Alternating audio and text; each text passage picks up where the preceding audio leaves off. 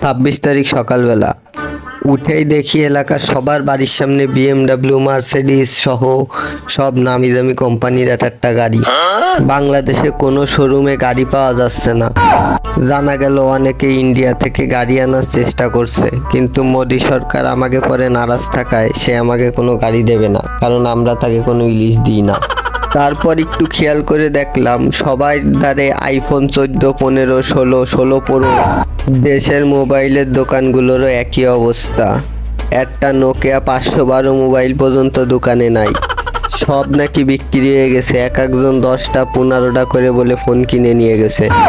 এক কাপ চা খাবো বলে যেই 2-4টা ভাই বিরাদারে ফোন করলাম, শোনা গেল তারা তৎক্ষণাৎ ভিসা পাসপোর্ট করে কেউ আমেরিকা, কেউ দুবাই, কেউ আফগানিস্তান, কেউ শ্রীলঙ্কা, কেউ কানাডা গার্লফ্রেন্ড নিয়ে ট্যুরে গেছে।